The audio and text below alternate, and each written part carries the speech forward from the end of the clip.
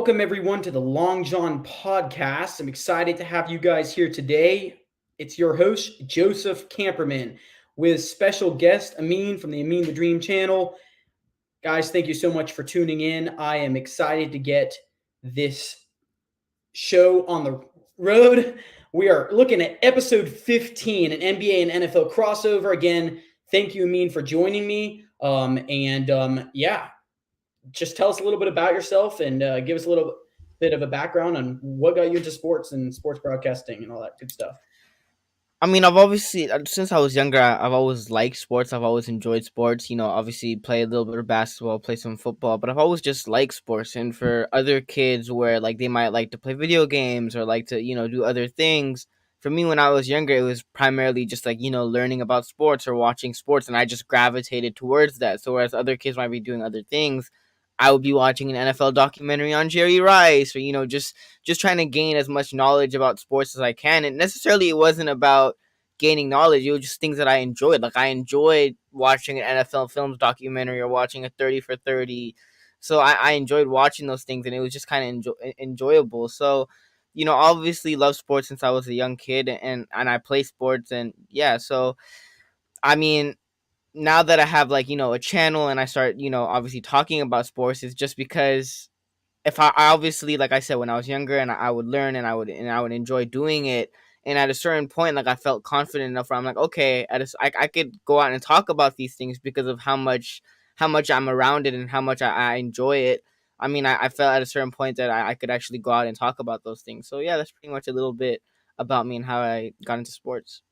Awesome. Yeah, for me, it was sort of the same way. It took probably about 2.5 years of thinking about starting a channel to finally do it. And then I started back in March and it's been a fun experience. Had a few guests on the show and definitely growing my channel that way. I also work full time, so things are a little bit difficult and it's a little bit jumbled all the time. I can't imagine when I was working full time and in school full time how that would have worked. So part of that I use that as an excuse to not start. But I really appreciate you coming onto the show. It's going to be a fun next hour or so, and I typically start off the episodes just by telling where the show will air. So, guys, you can check this show out on the Long John podcast on both Twitter and YouTube. The show will actually go straight to Spotify after we get done with this episode. So you can check it out on Spotify and Apple Podcasts at the Long John podcast as well. Definitely sign up, join all of my social media channels. YouTube at the Long John Podcast, Instagram and TikTok as well at the Long John Podcast, and you can find me on Twitter at the Long John Pod. So appreciate all the support. And I mean, where can people find your social media handles? Twitter at Amin The Dream 13, and then YouTube is just Amin The Dream. Wonderful. Well, we're going to get started with our topics for today. So as I said, this is topic episode 15, an NBA and NFL crossover. We're going to start with an NBA segment and then segue into the NFL. There's a lot of news really more for the NFL. NBA, we're sort of in this sort of low period. We just had the draft. That is going to be part of our first topic, which is a long one. Will the Spurs and the Hornets regret passing on Scoot Henderson? And this has been a really, really hotly contested topic. Wembanyama for the longest time has been sort of the consensus number one overall pick. I think it would have been shocking to the NBA if the Spurs, the San Antonio Spurs, were to have gone a different route. However, I think we both have a different feeling on Wembanyama's success in the NBA. And I saw an article last week that was already saying, is Wembanyama a top 10 in the NBA player in the NBA already? And I'm like, whoa, this guy has not even dribbled an NBA basketball yet, and they're already talking about a 19-year-old in the conversation with some of the best. I want to hear your thoughts on this. To start off, what are your thoughts on especially the Charlotte Hornets passing on Scoot Henderson, but also what are your thoughts on potentially the Spurs making a full commitment to Wembanyama? So looking at the Spurs, I mean, if the Spurs went out and drafted Scoot Henderson or someone else, it would have been a shocker, right? It would have shocked the NBA. So looking at it right now in the moment, and obviously Wembanyama hasn't even played a game yet, I don't think the Spurs necessarily will regret passing on Wembanyama. And even if Wembanyama doesn't turn out to be, a superstar in the league and this top 10 player, Victor Wembanyama was still the most talented guy, and people were calling him the best prospect since LeBron James. And when you have a guy like that, I mean, it's kind of hard to pass up on him. He was a consensus number one pick from anybody. There was no dispute about there should be someone else drafted at number 1. It was Victor Wembanyama on all the draft boards. So I don't necessarily know if the Spurs will regret passing on Victor Wembanyama. Obviously, his ceiling is obviously very high, but I don't necessarily know, even if it doesn't work out, how you could have, if you were the San Antonio Spurs at this moment in time, could have went out and gotten someone else. Now, the Hornets, on the other hand, I wanted them to go and get Scoot Henderson. I love Scoot Henderson. He reminds me of Russell Westbrook in UCLA, the pure athleticism. I mean, I'm not saying Brandon Miller is going to be a bad player, but I just love the upside that Scoot Henderson brings me, and I think Scoot Henderson has the upside to be a top 15 player in the NBA, whereas Brandon Miller, on the other hand, I don't think that. So Scoot Henderson, I thought they should have drafted. I thought the Hornets should have drafted. Now, this goes back to, obviously, Michael Jordan, and you look at a lot of his draft picks as an owner with Michael Kidd-Gilchrist at number 2 and him, making dumb decisions. I think they gave Gordon Hayward like a $140 million contract a couple of years ago. I mean, Michael Jordan just does not know when it comes to drafting players outside of, obviously, the obvious guy in LaMelo Ball, who's a stud when healthy. But outside of that, Michael Jordan really does not do a good job at assessing talent and drafting guys that are superstars in this league.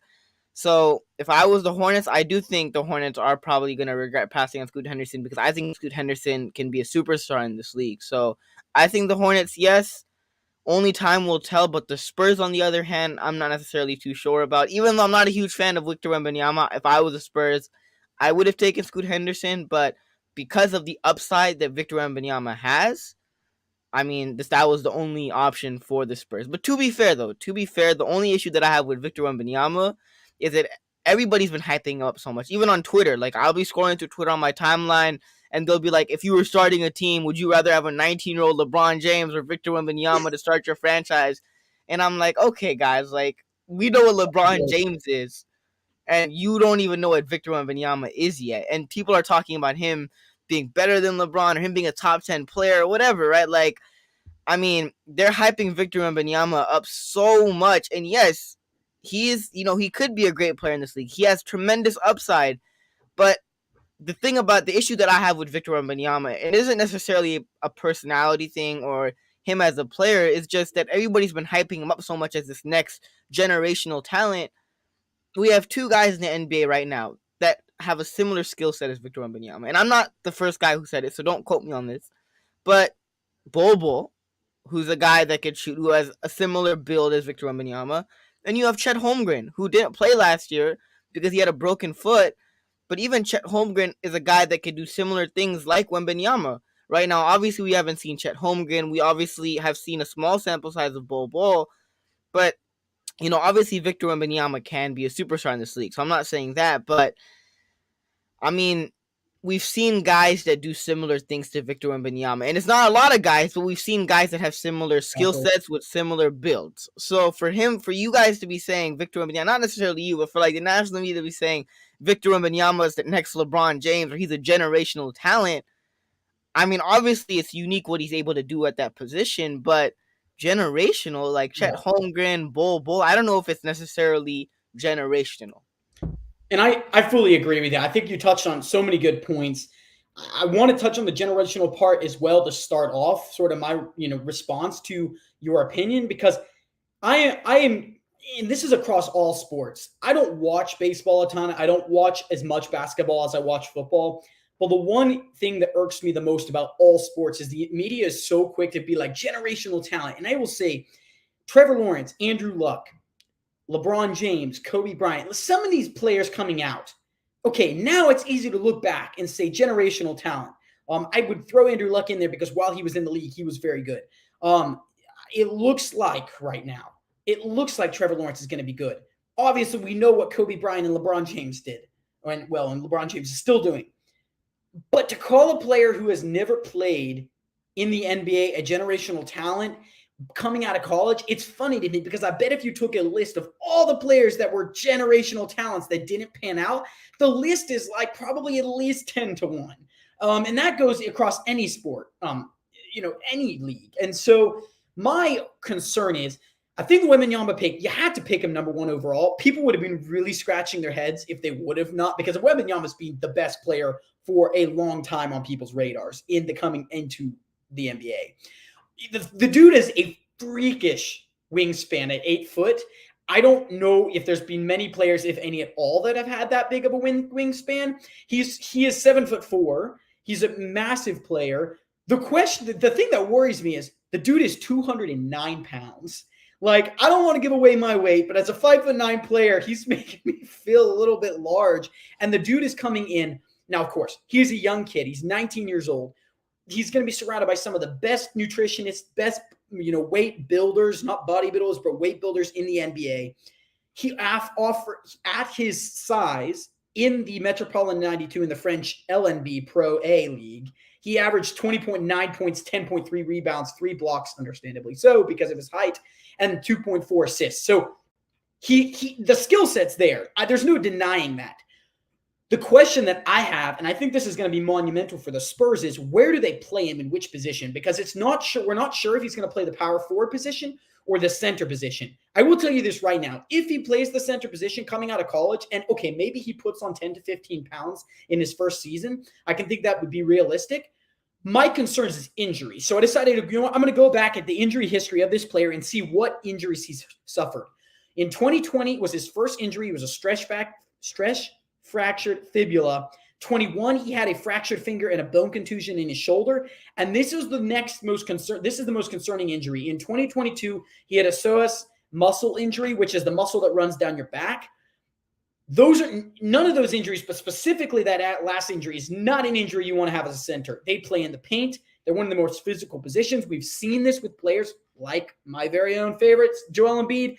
If you don't have a good weight plan, you're undersized, you're going to get bullied and potentially hurt. I mean, you see how aggressive some of these players are when they're swatting the ball, when they're bodying you up in the paint. I am not convinced that Wembanyama is going to have a long career at his size. And the reason why I say this is because freakishly, the dude is potentially one of the most athletic players to ever come into the NBA at his size. I'm not talking like his size to athletic ratio is phenomenal. But when he gets in the paint, what's it going to be? Because I'll tell you this, he has the height to literally put the ball sort of especially with a wingspan, to put the ball sort of in the net type of thing with one hand. But at some point, he's going to get doubled in the paint. He's going to get tripled. How is he going to respond to that? And is that going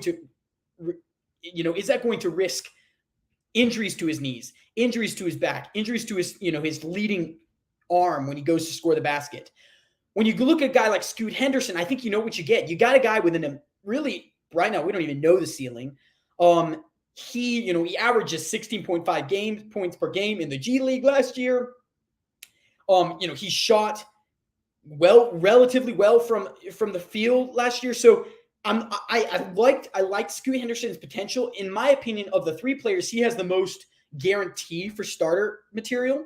And that may be an uneducated opinion. My opinion with him is we sort of know in a way what we're getting first. With Wembanyama, we know the athleticism's there. It's just question is how can he transfer his weight to the court, and is that going to be a considered worry for teams? Brandon Miller, on the other hand, I think is lethal from the field. 38% from the 3-point line with Alabama last year, 2% higher than the NBA average, which is really good. Of course, he was ranked like 3rd best prospect, potentially 2nd best last year, averaged 18 points last year. However, there's off the court issues with him. And I know that he's not being charged, but of course his connection to the fatal shooting in January, I think is a concern. You never want to have a player who is his age, any player coming out of college with those type of issues. It doesn't bode well for him. Hopefully that's the only time he's ever in trouble with the law. And I know he was not indicted, but still, you don't want a player any player coming out of college like that. My only worry about Scoot, and this is why I want to know your opinion, is because the Trailblazers now have 4 guards in Damian Lillard, Scoot Henderson, Anthony Simmons, and Shannon Sharp. If they don't trade a guard, which of course we don't know because free agency hasn't even started, does this potentially stifle Scoot's first couple of years, especially first year in the NBA, whereas he may be a starter if one of those guys were to get traded or 2? I mean, obviously, you said free agency hasn't started yet, but there's been interesting things that I've been seeing. Obviously, Damian Lillard, who knows? It's almost like it's a coincidence he went to a club or something like that. There was a Miami song going on in the background. Like, and there's obviously speculation with Dame, and even the Trailblazers. There was like a poster or something of Dame on in front of the stadium, and they took that down a couple of days ago. So maybe there might be a sign that Damian Lillard gets traded. But obviously, if Scoot Henderson doesn't get an opportunity to play, that'll stifle his growth. Because, like you said, you have Anthony Simons, you have Shaedon Sharpe, who had a solid year last year and was kind of a surprise for the Portland Trailblazers. So obviously, if he doesn't play, that will stifle his growth. But I mean, obviously, with the Trailblazers drafting Scoot Henderson, I think they have a plan in place for him. So Yeah. I think, obviously it wouldn't be a shocker if Damian Lillard got traded this year and went to Miami or went to another team.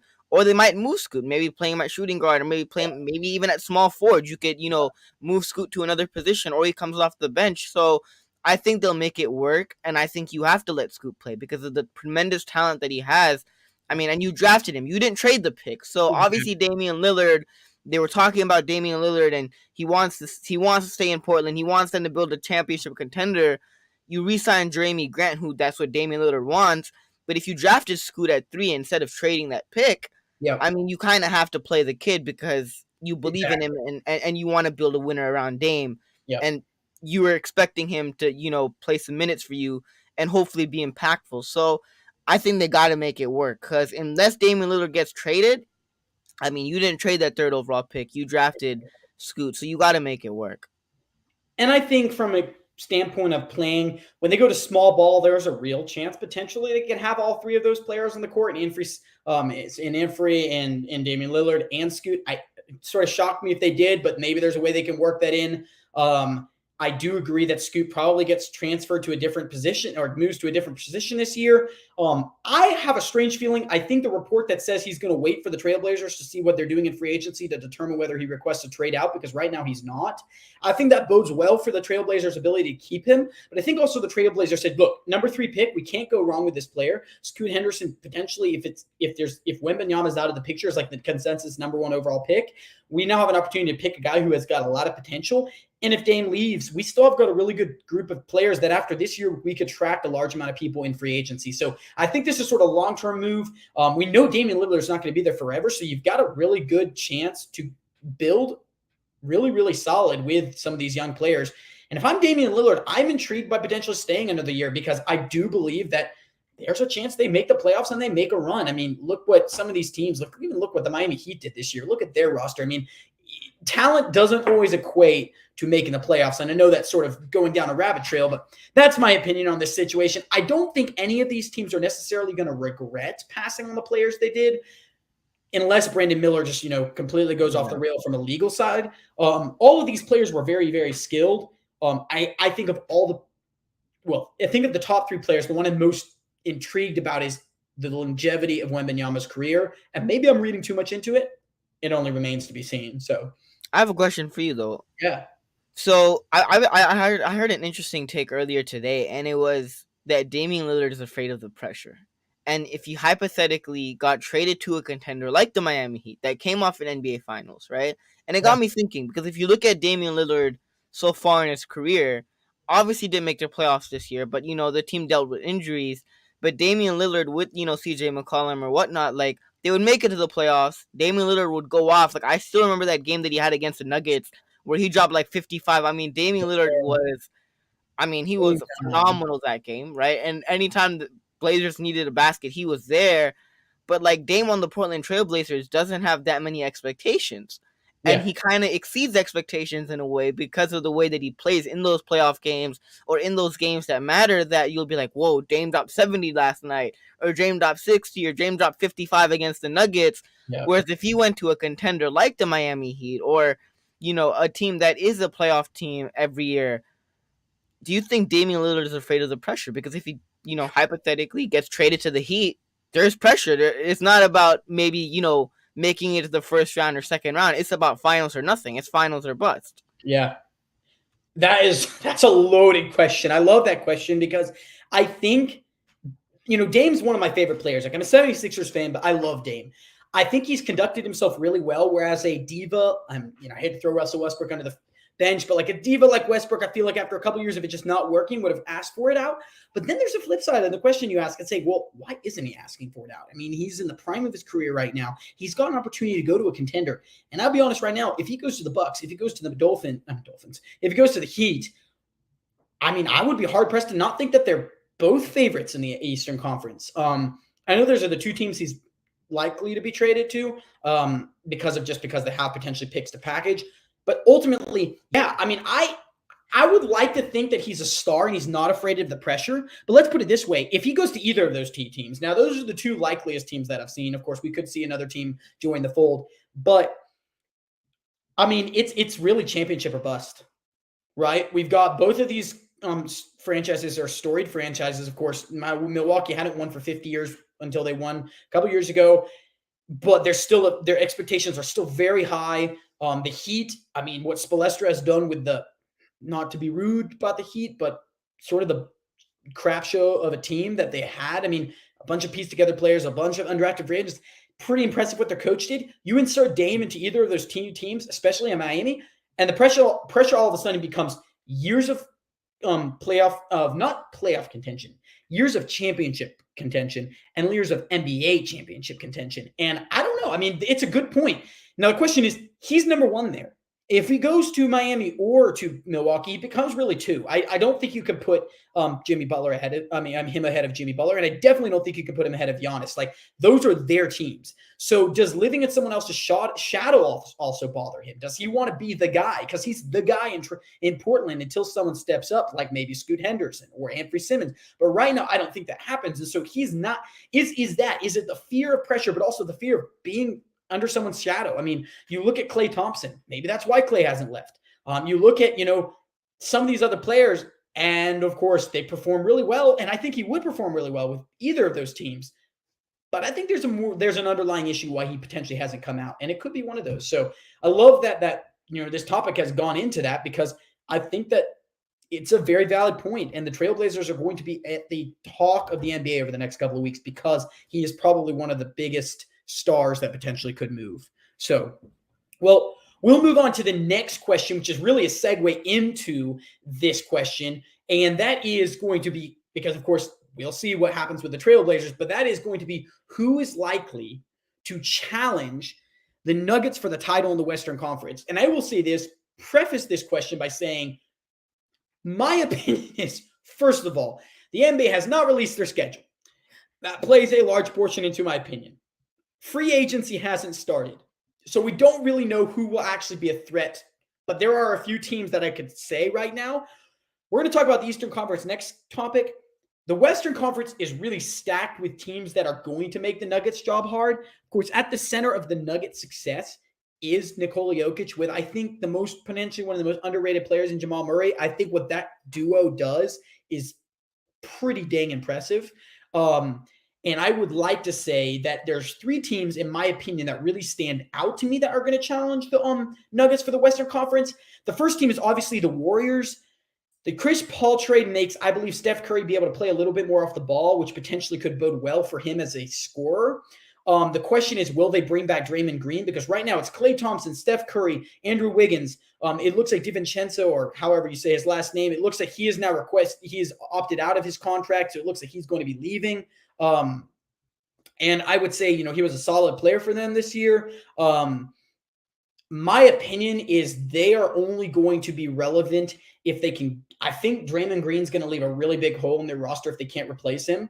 And it looks like there's a potential interest in a reunion, especially now that Jordan Poole is gone.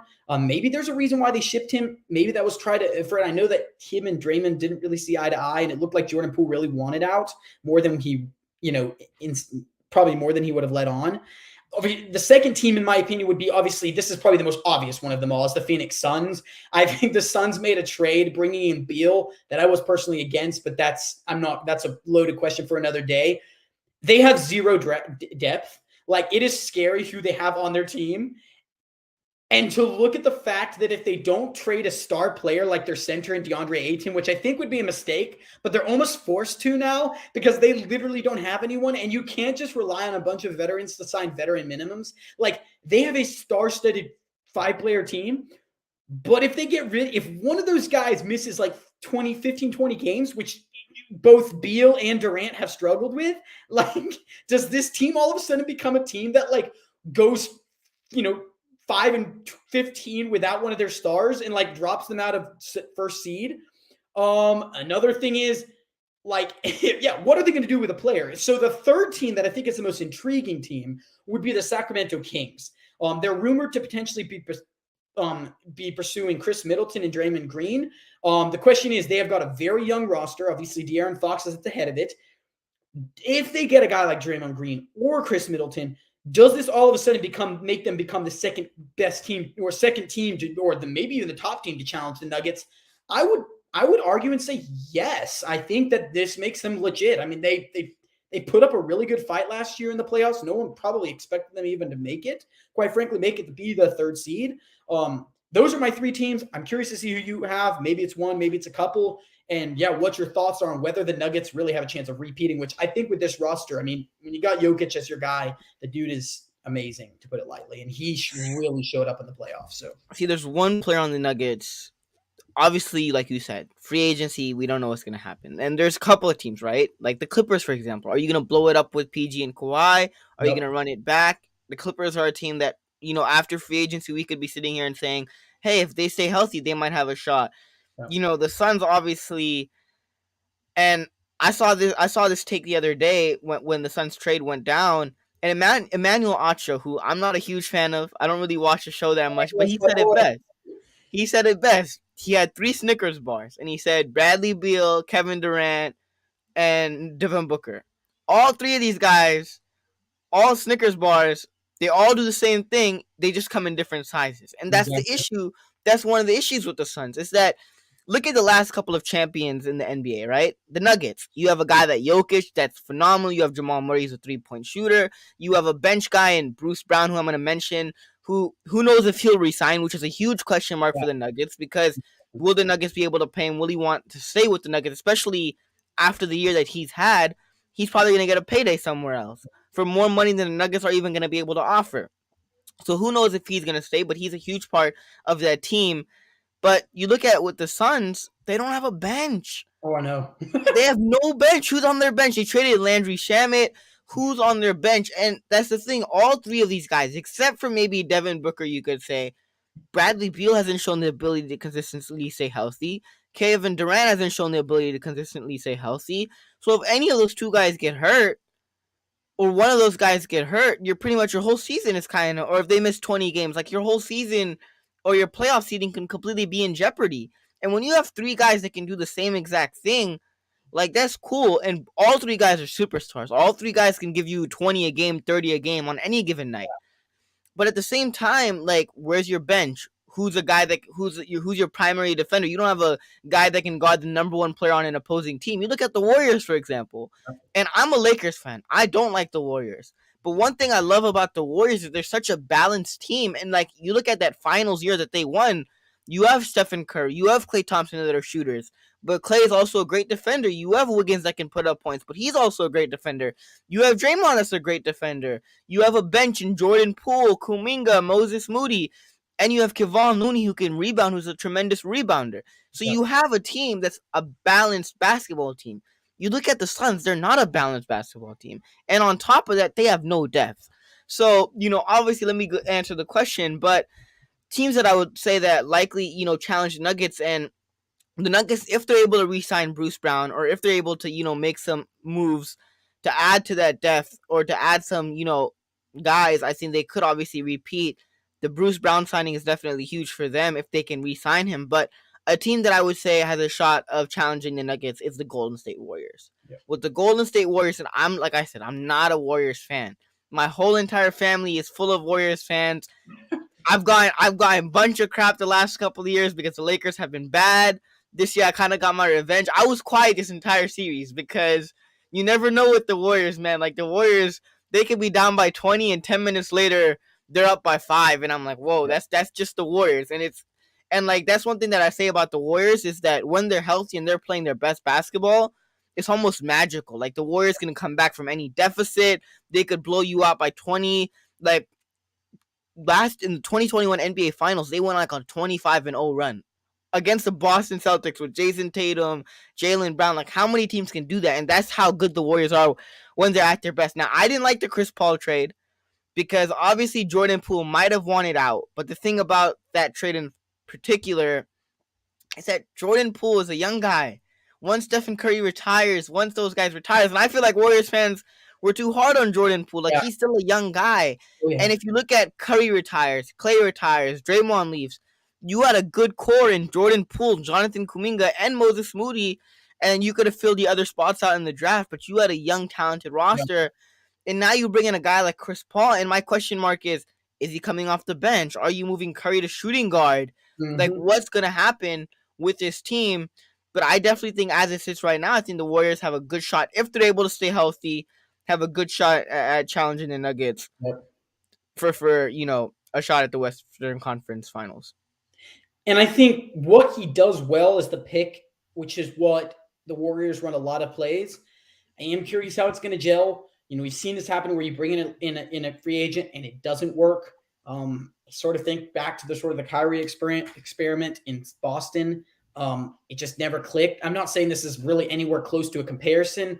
I don't think you automatically just say, oh, he's a good player, he's going to gel, right? I do think there are areas where he will gel. I will think one of the things that the Warriors have ahead of everyone is consistency or coach. Steve Kerr is not going anywhere. I think one of the potentially biggest mistakes was, okay, you fire the Suns head coach and you bring in Frank Vogel, who's a defensive-minded head coach. I'm just curious if that's a mistake. You've got a bunch of divas from a shooting perspective. And I'm going to be brutally honest with you. None of those three players really like to play defense a whole lot. Is that going to be an issue? I really sort of feel like the Phoenix Suns remind me of this like Eagles dream team where it's like, oh my word, this team is stacked. But I'll tell you right now, the bench is one of the most important parts in the NBA Finals. And that's not even what this topic is really on. But the thing is without a good bench, you're not going to go far because, okay, let's say out of the crazy question that those players offer each 25 points a game, 75 points. Okay, when they are all three on the court, there's more than likely no one else is shooting. Okay, if that's a case, that you've got maybe 75 points split between those three, which would be unreal, almost not expected. Well, where's the other points going to come from? Because how many NBA games end with a winner who's got 75 points? You've got to have someone scoring. And that's, of course, when they go to the bench, typically, right? Well, who is going to fill in for them when they go to the bench? And it's like, you've got like Derrick Rose rumored, or maybe Isaiah Thomas. But like, are those guys going to really give you more than 5 points a game? Like, I mean, I just don't. Like, I don't know. I'm not an NBA expert, but I just find it really hard to believe that the Phoenix Suns, without making a trade. Now, if DeAndre Ayton gets traded, which I'm not for, but it's probably needed, and they bring in like three really good bench players, and then they bring in a guy who's like, okay, a serviceable center, I think that this team could be actually quite lethal. So like I said, this conversation is somewhat futile because free agency hasn't started, but I think it's something that's a concern to even the Phoenix Suns fan base. Like, where's this team going? Like, it's exciting on paper, but like, what are they going to do with their bench? Lonnie Walker's a good example. Bruce Brown is a good example. Like, if you've got these stars on the bench, you can make really, really good things happen in the playoffs because typically you're not going to see a whole lot of that it's the bench is so important in the playoffs. And so that's my opinion with this situation. And I know that this conversation can be beat over be over and over again until we start free agency. But I mean, do you have any more thoughts on this on this situation? It's a loaded one because so many changes could happen in the next even week, even day, because we're leading up to one of the biggest parts of the NBA season or off season. Yeah, well, you kind of touched on it, right? Like, that's the issue with the Phoenix Suns is you don't have a bench, and on top of that, these three guys that you brought in don't have the ability to stay healthy. They haven't shown the ability to stay healthy, right? So that's the issue, and it's kind of the same thing with the Nets, right? Like, when you put that three team together, and the Nets, I would say, had a average bench, right? It was serviceable. It wasn't like, whoa, you have nothing like the Phoenix Suns. But the same issue with the Nets is that Kevin Durant didn't stay healthy. I mean, obviously James Harden got hurt. Kyrie had his own issues at that time with the COVID and whatnot. But like with this team, these three guys on the court, you're not going to expect these three guys to play 45 minutes game in and game out and stay healthy and be able to produce. At a certain point, even if they are able to stay healthy, let's say 40 games, 50 games, they're going to get worn out. Yep. At a certain point, they're going to get worn out. And then that might potentially lead to injuries or, what, sprains or whatever it might be, right? Like some injuries. Yep. So that's the issue with the Phoenix Suns. And you made a great point about coaching with Frank Vogel, is that these three guys love scoring. And like you said, Frank Vogel's a more defensive-minded head coach. And why do you think it didn't work with Russell Westbrook, right? Russell Westbrook wanted the ball in his hands. He wanted to score the basketball, but it just did not work. Yep. And instead of having just one Russell Westbrook, you have three guys now in Bradley Beal, Devin Booker, and Kevin Durant who like scoring the basketball. Another team that I would say would have a good chance of challenging the Nuggets is still a young team. And like you said it also, was the Sacramento Kings. The Sacramento Kings are a young team that's talented. Love what Mike Brown's doing with the Sacramento Kings. But that's also another team. If you add a couple of pieces, maybe bring in a Draymond, maybe, add in a number 2 or number 3 guy that can come in and that could, outside of De'Aaron Fox and Domantas Sabonis, that can come in and be a scorer for the Kings. I think the Kings can be a sleeper. The issue with the Kings in this playoff series was, I would say the Kings were a better team than the Warriors this year, but the issue was they were just unexperienced. And that was the thing. That was my thing going into the series, is I would tell my entire family members who were all Warriors fans, I'd be like, the Kings are a better team right now. They're playing better basketball than you this entire year. And obviously Mike Brown was a former Warriors assistant, right? So he knows somewhat of your system. But the only thing about this Kings team is that they're unexperienced. Yeah. And that's where when you're the Warriors team, and like I made this comparison with the Patriots and Chiefs, so we're gonna talk about football, but the Patriots and the Chiefs. The Patriots in Tom Brady's last year, they go down and play Mahomes in Arrowhead. His last year on the Patriots, I think it was. The year before his last year on the Patriots, AFC Championship game, and the Chiefs made some silly mistakes. I mean, D Ford went off sides, and they ended up losing that game. But if you really look at it, who was the more talented team? Who was the better team? It was the Kansas City Chiefs. Exactly. And the same thing goes to the Sacramento Kings. They were the more talented team. They were the better team. But the thing is, because of their lack of experience and they made mistakes, the Warriors capitalized on it. And the Warriors are just a more experienced team. They've been there before multiple times, right? So because of that lack of experience, that's what costed the Kings.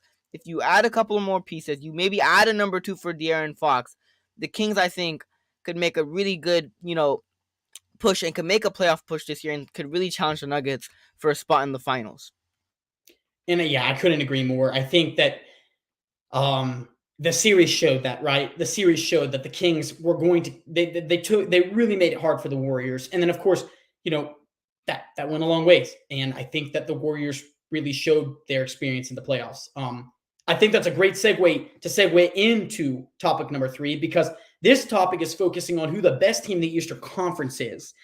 And my question for you is, look, my favorite teams in the Eastern Conference, but unlike the Western Conference, which has a bunch of questions on who's going to be the top team to compete with the Nuggets, we know who's good there. Okay, now there may be some flyers here. I'm not sure there's a direct team that actually is good this year in the Eastern Conference. Boston loses Marcus Smart, who I think was a terrible trade, because I actually feel like he was some normalcy for them. He was tough as nails. He sort of embodied who the Celtics are. The Celtics have his identity issue where I don't think they really can figure out who this team is, Jaylen Brown or Jason Tatum. You've got Milwaukee, who's losing potentially one of their best players in Chris Middleton, and they are the oldest team in the NBA last year, and it showed in the playoffs. You've got the Sixers, who can't seem to figure out whether they want to keep Harden or not, and I don't think he even knows, but they are crippled by his contract, and so their only option is really to keep him, because if they don't keep him, they're going to have to try to sign and trade him. Tobias Harris doesn't have a lot of value to this team. Most teams want Maxey in a trade, which is depressing because he's probably my favorite player on the Sixers right now because he's just young, he's exciting, he's got a great attitude, he's got a great career ahead of him, in my opinion. Miami is this team that's like, okay, well, we're 3 days away from free agency. Like right now, as it stands, they've got Oladipo, who's just re-signed his player option today. We've got Lowry's cap hit, who is a complete mess for this team, and they've got to figure it out. Teams want heroes, similar to how teams want Maxey they want a young player as part of these deals. if they bring a superstar to Miami, this is a team that's going to be good. But right now, there's a lot of questions because I think I'm not saying what their run to the finals was a fluke last year, but like they've got to surround Jimmy Butler with people other than who they have on their roster. And then, of course, the Brooklyn Nets, they make a trade mid-season. I actually like the trio of Nick Claxton and Cam Johnson and Michael Bridges. I think it's a really good trio. Could be a very, very good trio if these guys continue to progress in their careers with Coach Vaughn, assuming he stays. But I don't actually, and I'm going to tell you at the end of it once I hear from you, but I don't actually really know if there is a top team in the NBA in the Eastern Conference this year. And I'm curious what your thoughts are because I know you could. I think the obvious would be probably Boston or Milwaukee, but where do you stand on which team is going to bring the heat this year? No pun intended. But I mean, the Eastern Conference, obviously, there isn't necessarily like that clear team, like you mentioned. Obviously, the Nets. I love Mikal Bridges. I love the fact that he got the trade because he was phenomenal the second half of the season. I still love that celebration. I mean, next year if I make a 3-pointer, I start balling on in sophomore season, I might be using some of that. The Mikal Bridges, I mean, he was a stud, and that's the thing. He didn't get an opportunity with Phoenix. He went to the Nets, and you saw he wasn't just a defender. He was a scorer, and he was putting up 40 points per game, 30 points per game. He was balling out. I would say the top team right now would be the Boston Celtics, and there isn't necessarily a clear top team. yeah, And obviously the Heat beat the Celtics, but you look at that Heat team. Jimmy Butler, Bam Adebayo, Tyler Hero, Duncan Robinson, who they paid like $100 million to, who's solid, right? But he's like he's not that good. But the Heat it's the Jimmy Butler show. It's Jimmy Butler, and then it's a bunch of guys that could give you a good game and could put up 25 one game. Gabe Vincent could put up 25 game one, and then game 2 he puts up like 6, and then game 3 Max Strus puts up 20 points, and then game 4 he's not there, and Jimmy Butler is kind of carrying the load. So if I'm the Heat, that's the thing, man. If the Heat get Damian Lillard, and you have Damian Lillard, you have Jimmy Butler, you have Bam Adebayo, and like I'll give you this hot take right now. I think if they had Damian Lillard this finals, I think the Heat probably would have won the NBA Finals without Damian Lillard. But because it was the Jimmy Butler show, and the rest of your guys really didn't step up, Caleb Martin and those guys really didn't step up, I mean, yeah, you lost the finals because the Nuggets obviously had good starters, but they also had better bench, and their guys actually showed up, whereas the Heat didn't. So I wouldn't say it was the Heat, but I would say even with the loss of Marcus Smart, who I didn't like the trade, but you added Kristaps Porzingis, and as much as people don't like Kristaps Porzingis, he's not a bad player. Like, I went up and looked up his stats, and I was like, all right, Kristaps, he was a baller with the Knicks, got hurt, but the Knicks fans loved him, but then he got injured, and they got traded, but what were his numbers? And he was putting up like 23 points per game, and he was solid for the Wizards, and he's still a solid basketball player. He's not garbage. He's still a solid basketball player. So I didn't like the Marcus Smart trade, but you got 2 first-round picks for him, which I would say for Marcus Smart, it's a haul. Like 2 first-round picks, like I mean that's pretty good. So if I had to pick right now, I would probably say the Boston Celtics. I mean, Jason Tatum, Jaylen Brown.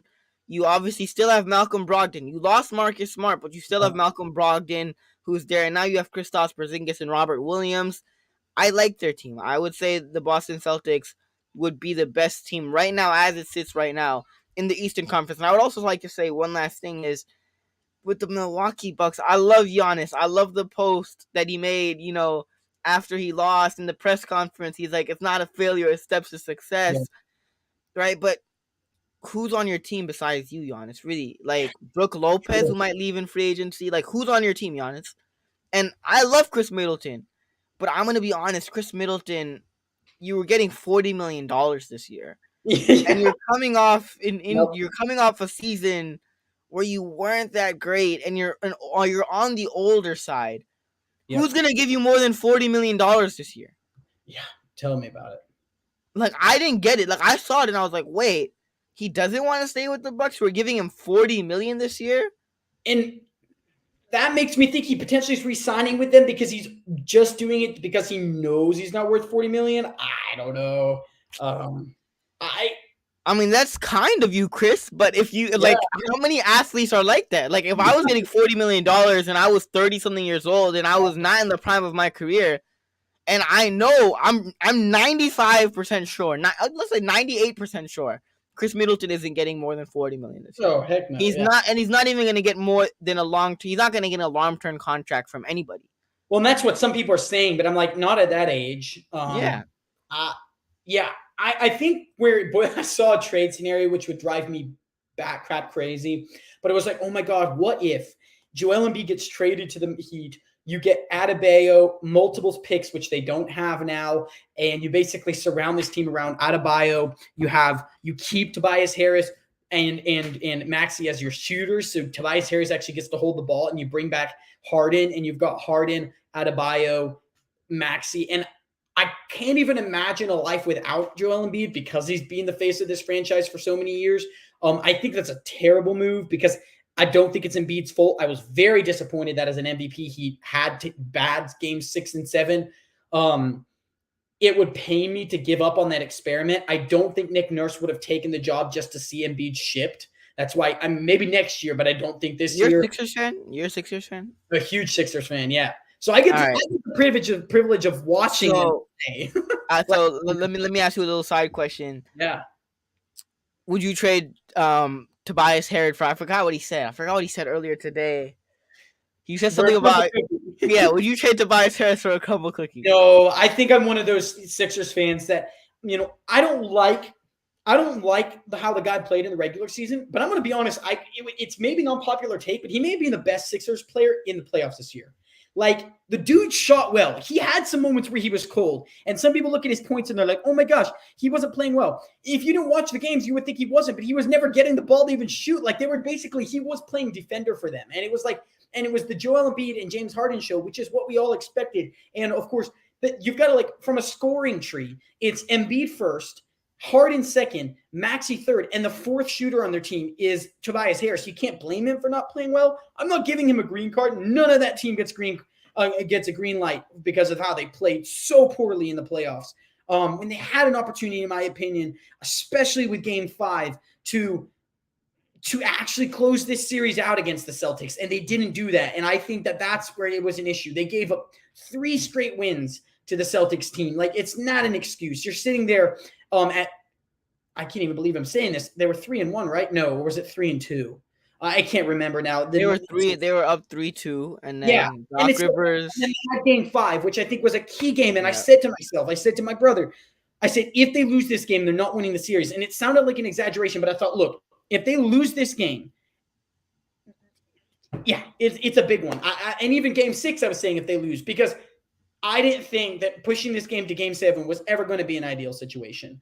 And I know that's a big, big rabbit trail from what we were talking about, but my number one team, I think, is probably agreeing with you, painfully the Celtics, because I can't stand them. I really like their coach the more I learn about him. He seems like a really humble guy, really solid individual. And I'm waving in and out of the internet, so if you can't hear me, just give me a thumb. Like, if you can't hear me, give me a thumbs up. You are perfectly fine for me right now. So my opinion with the Celtics are they have actually really – I can't even believe I'm saying this, but there's an avenue for them to be the best team in the NBA. And the reason why I say this is because they have multiple first-round picks, so they have the guys they can build, right? They could hypothetically get rid of Jason Tatum or Jaylen Brown, collect even more first-round picks, pair it to get maybe the best player in the NBA in a trade, and then all of a sudden you have this really good team. I don't think Marcus Smart's is going to be their downfall. I didn't like the play because I think it was sort of – but the fact they got 2 first-round picks for him is like sort of unreal. And so, yeah, it's one of those things. I would say that that's my opinion with the whole situation. I think that really what it boils down to is how is this free agency going to go? Because if there is anybody going to Miami specifically, I think they're the best team just because Jimmy Butler and Bam Adebayo especially. And, of course, you got Hero and you've got Duncan Robinson. I also don't think Kyle Lowry's that bad if they can restructure his contract to be more of a bench-ish player. Oladipo, he struggled with injuries, but they're actually pretty good. Like, when healthy, and of course that's a sort of for a lot of teams, but like when healthy, this team is potentially the best team in the NBA. I mean, I know that's bold, but like they've got stars on their team. It's just they couldn't all be on the court at the same time. But anytime you have Jimmy Butler, who's an absolute stud in the playoffs, this team is going places. So, I think, that's sort of my opinion. I don't know if you have any more to say on this topic before we transition to our NFL topics, which is going to be extremely exciting. No, let's hop into some NFL. Wonderful, wonderful. So, guys, topic number 4, which is a loaded one. But the question is, will the 49ers make a mistake by rushing Brock Purdy back? Now, I did a little bit of research on this, and I wanted to know, okay, first of all, how many times has a player torn their UCL? How common is this injury in the NFL? And does this bode well for Brock Purdy? And this is where it gets really, really interesting. So Brock Purdy's injury is like sort of a wild one. There's not been many teams who have actually experienced a quarterback getting hurt. His injury is fully healed as of the end of May, and he's resumed throwing. The biggest thing is what I looked up. It said Jake Delhomme was formerly the Panthers, is the only NFL quarterback to have known to have Tommy John surgery, and he actually had a record of elbow pain and injuries. So it didn't bode well for him. But from a UCL repair, it's far less invasive than Tommy John, and Purdy is like one of very few players, if any players, to actually have that surgery. So because he's got quite a bit of time to rehab in the elbow process, I would say that I don't think there's a rushing back fear. My question to you is, do you think he's going to play in the playoffs? In the playoffs. Do you think he's going to play in the preseason? And if he doesn't, is this bad for his success as a player? No, I don't think he's going to play in the preseason. I don't think you need to even rush him back or even, worry about him being ready to play. And that might just be a little bit biased, but I'm a huge Trey Lance guy. I mean, I've done shows with your brother. I know he also likes Trey Lance. We did a draft show together. I remember when we saw that Trey Lance reaction, we were jumping up and down. Yep, I was hyped, right? Because it was all Mac Jones, Mac Jones, Mac Jones. I think even you at one point were like, "Please let it be Mac Jones," and we were all like, "No, like we do not want Mac Jones on this team." And when it was Trey Lance, I was obviously excited. I bought his jersey a week after. Like that's how much of a firm believer I am in not only Trey Lance as a football player, but Trey Lance him as a person. So I don't think you need to rush him back. I don't expect him to play in preseason. I don't even think he's going to be ready to fully suit up and play maybe until week 2, week 3, maybe. I would say week 3 at the earliest. I would be comfortable maybe if he wanted to go and he was ready to go and all the medical stuff checked out for him to say, hey, you can suit up and you could maybe be, if any of these guys get hurt, you could be ready waiting on the bench. But I'm a huge Trey Lance believer. I think you have to give Trey Lance an opportunity. He's your guy, and obviously he isn't, the guy. It's obviously the talk of the town has been Brock Purdy, Mr. Irrelevant, beating Tom Brady last year, making that run like he did, being so good and playing the way that he did. I mean, obviously that was huge, but the thing about Trey Lance is, unlike Brock Purdy, you gave up assets to go and get Trey Lance. Yeah. Trey Lance is your guy. Yeah.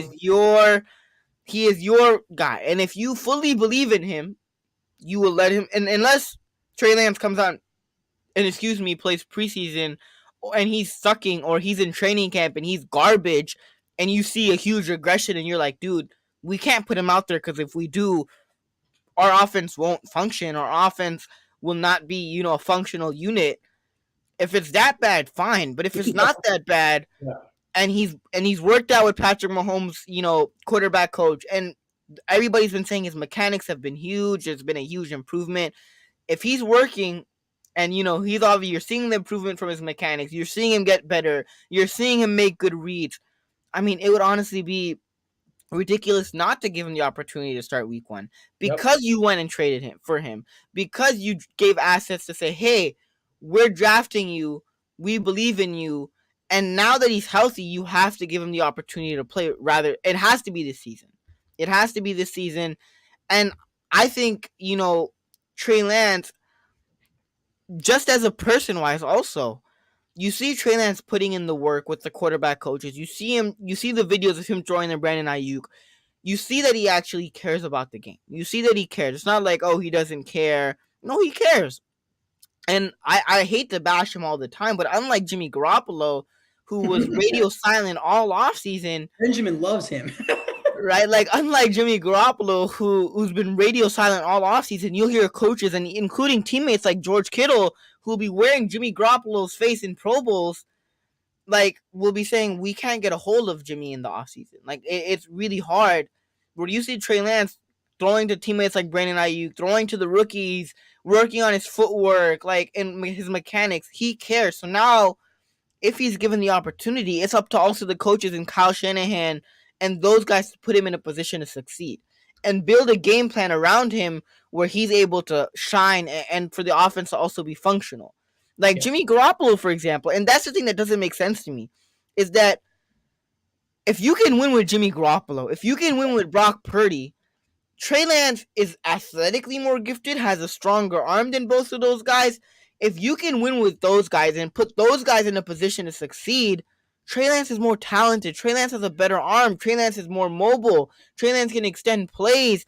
Trey Lance, just as a physical specimen and just, quarterback traits-wise, is a more talented guy than both of those guys. You could even say both of those guys combined, Trey Lance is more talented than. So, if you put him in a position, you have to put him in a position to succeed. And if you do, I don't see a situation or a scenario where Trey Lance doesn't succeed. Because Trey Lance is a more gifted quarterback, because Trey Lance does put in the work. And I think Trey Lance, if given the opportunity, if Kyle Shanahan puts him in the right position to succeed, he will be successful. Now, will it happen right away? No, but all good things take time. But if they give Trey Lance an opportunity, I think he'll only get better from week one to however long he gets an opportunity. And unlike Brock Purdy, sadly, I think Trey Lance has the potential to be a top 10 quarterback in this league. And that's a huge reason why I also think they drafted him over a guy like Mac Jones, because Trey Lance has the upside to be a top 10 quarterback in this league. And I will also say one last thing before I let you go, is that Brock Purdy, I love Brock Purdy to death. But you have to take in a couple of factors. He's coming off an injury. And how many times have we seen guys obviously coming off of injuries and not been the same? But on top of that, my biggest issue with Brock Purdy, and not necessarily him as a player, but we've seen quarterbacks have one good season and then come back and the next season they're not even half as good, right? And we've seen players have one good game, like quarterbacks that have had one good game or two good games, and then the next season, or if they get an opportunity to play again, they're just not the same. Like, I mean, an example that's coming to my mind is Mike White, for example. Like, Mike White, he goes and beats the Cincinnati Bengals. Everybody's like, the Mike White show. And hyping him up. And, the next couple of times that he's gotten opportunities to start, he was okay. He was maybe solid, but he wasn't the Mike White show. He wasn't 4 touchdowns. He's your franchise guy. Like, no. Exactly. So, yes, he had a phenomenal season, but that one good season, like, I won't necessarily give Purdy the full stamp unless you do it again, right? Oh, yeah. Right? And, like, unless you can show me that you could do it again or do it, at a similar level in this upcoming season, or if you get an opportunity, I'm not going to put the stamp on you to be the franchise quarterback and you're my guy no matter what. So I need to see it again for Brock Purdy in order for me to say, especially coming off an injury, for me to say, yeah, you're that guy or you're not that guy. And I will say that, I think what you're saying is so correct. We could spend an entire episode on just talking about the effect and the conundrum that the 49ers are in. It's a really interesting situation because we've never really experienced something like this. So there's a couple of things. The pressure's on Jalen Hurts, a guy like Jalen Hurts, to perform. You've got the big contract. You also had an MVP-like season. Probably could have argued he should have been the MVP last year. I think Patrick Mahomes, what he did was amazing, so I won't take that away from him. But Purdy is now in a really crappy situation because you have this 8 games winning as a starter. Okay, phenomenal. Crazy for Mr. Irrelevant to even think of doing that. Then you get hurt. But the expectations coming into the season are, oh my God, you need to repeat, and you need to repeat coming off of an elbow injury that you suffered to your throwing arm. Like, the fan base has got to, I think, in a way, back off and say, hold on a second, what are we looking at right now? Like, this is a situation where we're expecting a guy who was the last pick in the draft to be like he was last year, coming off an injury that, like, very few quarterbacks have. So there's hardly any tape to say this is how he's going to act. I think it's unfair that people are sort of like immediately just like saying, oh my gosh, he's got to come in and start. Now, the other flip side is, does he need to play the preseason? No. I mean, Jalen Hurts probably had, maybe it was funny, maybe one of the best preseason drives for a quarterback that didn't result in a touchdown, I think, last year. Anyways, what's funny to me is he doesn't need to play the preseason. But this is where it gets even worse. Like, I feel bad as a 49ers fan because I'd be pulling my hair out right now. Like, with the Eagles, like, Jalen Hurts is your only option this year. And I'm confident. I think he's a franchise quarterback, in my opinion. And we're not talking about Hurts right now. But with Purdy, I think it's even more like, with Hurts, I saw the potential there when he started the game. Well, when he came in the game for the Packers in 2021. Like, I saw the potential. Sorry, in 2020. I saw the potential there. But like, I wanted to see, okay, full season under his belt. Now he's got two seasons under his belt. I know what I've got with him. With Purdy, we've got a very, very small sample. It's not even a full season. And this is where it gets worse. I just looked at this 49ers schedule. My number one question is this. Is Purdy going to have 100% confidence with the fact that, I'm sorry, my brother and I argue about this. The Camper Report, he's a huge 49ers fan. You cover arguably one of the best edge rushers last year. I mean, you look at his stats. In Hassan Reddick with a tight end, like, is Purdy going to have fear to throw the ball because of the fact that I don't believe the 49ers did enough at O-line to actually give him confidence that he's not going to be thrust into those positions? Trey Lance is a much more athletic player, and I think that Kyle Shanahan's actually, whether he wants to admit it or not, because I don't really know if he's truly enthralled by Lance, but my opinion is Kyle Shanahan's offense sort of better suits, in a way, if he's not going to focus on O-line as a position in need, that offense functions better with an athletic quarterback who can move around in the pocket. Somebody that Brock Purdy really, truly isn't. Like, you could argue that, like, Brock Purdy's mental is, like, really, really incredible for a player of his age, but I'm worried that his lack of athleticism, and it's not like he's not athletic, but his less athleticism than Trey Lance may not suit him well. And now you put that coming off of an injury. On top of that, these are the first games that they play. They play the Steelers away. Sorry. They play the Steelers. Steelers away. Then they play the Rams away. But then they get the Giants at home and the Cardinals at home. I would argue that, okay, unless the Rams come out and they tell me they're a different team than last year, which I'm not entirely sure on because I think they lost a bunch of players, and I don't think that they're going to be as good of a team. I don't think they're even going to struggle to make the playoffs this year. This is really scary. If Trey Lance, and of course this is going to be the next topic, but if Trey Lance wins those 4 games, could you turn week 5 where you host the Cowboys over to a player that's not played in over 6 months? Like, it's so hard. And then you ask the question, well, okay, let's say they say, you know what? We're going to ride the hot hand, because Kyle Shanahan has sort of insinuated, besides what the fan base wants to admit, Kyle Shanahan has sort of said, look, Purdy's our guy, but let's say he can't start week 1, and they decide to ride the hot hand, which would be smart from the fact that this coach is probably under the hot seat if they don't make, big moves this year. Like, then you got the Browns and the Vikings. Like, those are also easy games. So I would argue to say that, like, out of the first, 7 games, 6 of those are really winnable. And then you've got a Cowboys game at home. Like, if he starts the season 3-0, can you seriously, I would say the biggest for me, if I'm going to transfer this game over to anybody, it'd be the Cardinals game. But by Lord, if he misses the first 4 games, to throw a quarterback with a great defensive line in the Cowboys, to throw a quarterback who's not played in months in that game, like, to me, it's like you either start him week 1, 2, or 3, or you don't start him until like after the Browns, and so that's my question. And then, okay, what if at week 6, Lance is 5-1 or 4-2? Like, do you really want to turn it over? Like, the 49ers are going to have huge questions. And I think that sort of segues in to this next topic, which is Trey Lance's career over if he fails to earn the second string position? And I think you may know more of this as a 49ers fan, but from what I understand, right now Trey Lance is taking, or was taking during minicamp, position snaps with the second string, but we know during training camp, which is when Purdy's not going to be throwing, at least with the team yet. We know that as he learns more of the playbook, that Sam Darnold is going to potentially be that guy, and be that guy to compete for the second string.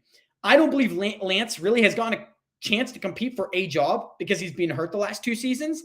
And I also think there's unrealistic expectations because of guys like Herbert, Burrow, Mahomes, Jackson, all of these quarterbacks sort of had immediate success where you've got like Trey Lance, who was drafted, and arguably I would still take him over Zach Wilson, but like he sort of lives under that like Trevor Lawrence like shadow. And it's like, you need to be immediately great at your position. And it's like, hold on a second. Like those Herbert, Burrow, Mahomes, especially Jackson, those guys are good players. In fact, if anything, I argue they were great quarterbacks right now. And it's like, okay, was Lance's Shanahan's choice and is Trey on his side? And the question is this: if he loses the second string role, his career as a first string quarterback, I think, is over, at least for now. His career will take a backseat. And the question is, do they try to trade him? Now, this is where it gets really interesting. And this is my question for you to sort of end my opinion on this whole situation is, if he plays well, do you give the job back to Purdy and turn around and trade him? But how could you trade him at the trade deadline in midseason if a quarterback who's looking for a team who's looking for a starting quarterback because maybe their starting quarterback went down? I don't know if he doesn't play at all, that there's any value to trade him at the middle of the season. And if he does have value, would a team still want to take the chance on trading for him as their starting quarterback? Because typically you don't see that. You see veterans sign midseason if you've got a big injury to your starting quarterback. So like my question for you is, to segue into this, like we don't both believe the 49ers are making a mistake by rushing Brock Purdy back. But if he starts after week 3, like, is that a mistake by the 49ers, especially if like Lance goes 3-0? I mean, good Lord, I can't even imagine a scenario where you'd give the job back to him. And 49ers fans may crucify me for this, but like, to be fair, Brock Purdy won 8 games with a very, very good team. And I don't think he's a bad quarterback, but to think that like a player like Trey Lance, because of their schedule, could go 4-0 potentially, and then you give the job back to a guy who hasn't played football? I don't know, man. Not confident in that decision if they do that. You can't do it. You simply can't do it. Now, Trey Lance, and that's the thing. Like, I had a question that I talked about earlier, in the year, is this Trey Lance's job to lose or is this Trey Lance's job to win? And as it sits right now, John Lynch, Kyle Shanahan, if you watch press conferences, they'll say Brock Purdy's our guy. Brock Purdy's our guy. We believe in Brock. Brock Purdy's our guy. And there's news articles that are saying it's a competition between Sam Darnold and Trey Lance for quarterback 2, for the backup quarterback spot. But if you really think about it, will Brock Purdy be ready week 1? Yeah.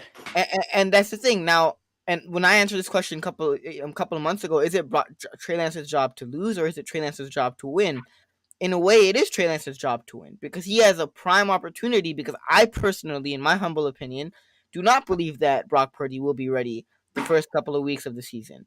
So this gives Trey Lance an opportunity to win the spot as quarterback 1, to beat out Sam Darnold, and to get a prime opportunity to be the quarterback of the 49ers from week 1 to week 4 until Purdy is able to come back and play. Now, on the other hand, it is Trey Lance's job to lose, because once he does do that, or if he does do that, then he has to win football games. Yep. And if he doesn't win football games, because this Niners team, and you're a Philadelphia Eagles fan, it's between us and you guys. Exactly. And people are talking about Detroit, but as Niners fans, we expect us to be back in the NFC Championship game. If we're healthy, it's Super Bowl or nothing. It's Super Bowl or bust for us, because we have a talented team. We're a win-now team. Exactly. Around the NFL, we're a win-now team, right? This is our chance. This is our window to win a Super Bowl. So, in a way, it is Trey Lance's job to lose, because now, if he does win the starting role, and if he is the starting quarterback week 1, Trey Lance has to execute. He has to win, because you have such a talented team, because you have such a talented roster, and fans expect you to win. The coach expects you to win. Everybody, the organization basically expects you to win. So now Trey Lance gets the opportunity to start week 1. If he beats out Darnold, he has to win. And if he does win, right? And if he does go 3-1 or 4-0 or 4-1 and 5-0 or whatever the case might be, if the Niners are winning football games, the offense is executing at a high level, we're winning basically. You can't go switch back to Brock Purdy.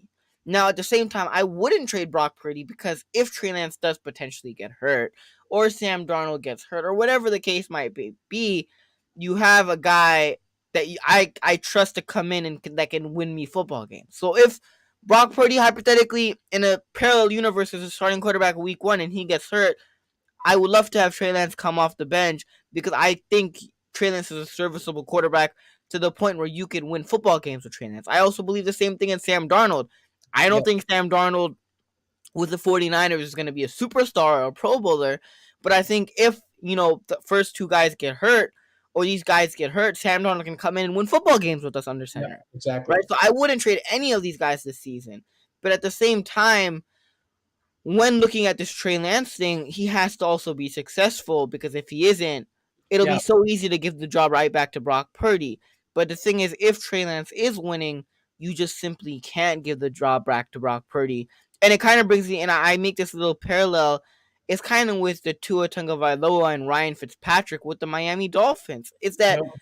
with Tua Tagovailoa, he was struggling and he was okay, but like in his first season with the Dolphins, there would be times where the game would be on the line and you would bring in Ryan Fitzpatrick and take Tua out of the game. And what does that do to a quarterback? That messes him up mentally and that makes him lose confidence in his own ability. And you Yep. look at what Mike McDaniel did, and props to Mike McDaniel, but he kind of, in a way made Tua believe in his ability again. But what did that do to Tua when you didn't believe in him to score a touchdown to win the game, or you didn't believe in him to finish a game or to win the football game for you? That made him lose his confidence. That does something to your mental psyche. So, Yep. you can't have the same situation if you're the 49ers. If Trey Lance is winning football games, you simply, under any circumstance, can't say, hey, Trey, yes, thank you for winning us these 3 or 4 games, but Brock is our guy. We're bringing back Brock Purdy. Like, you just can't do that because that does something to your quarterback.